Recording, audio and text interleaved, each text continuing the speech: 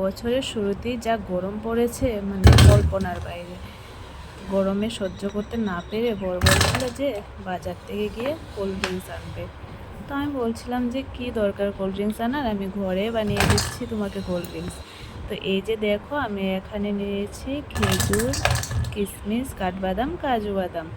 তো সবটাকে ভালো করে ধুয়ে তারপর আমি এটাকে মিক্সিতে দিয়ে দিয়েছি।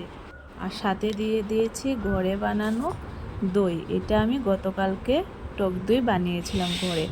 তো একটু টক দই দিয়ে দিয়েছে। তো তোমরা তো মনে হয় বুঝতেই পেরে গেছো যে আমি কি বানাচ্ছি।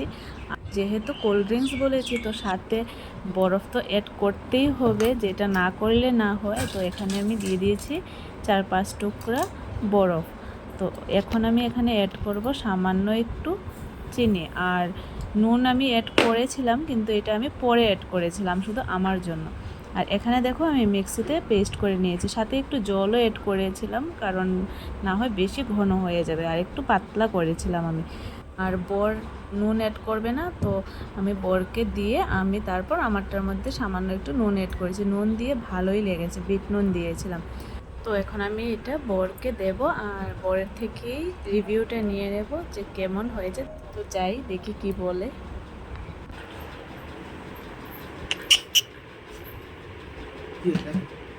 খেয়ে দেখো। লস্যি। ইয়েস।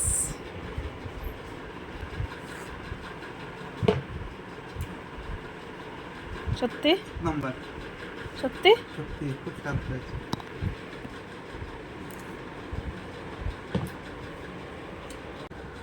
টেস্ট হয়েছে তো সত্যি। দারুণ।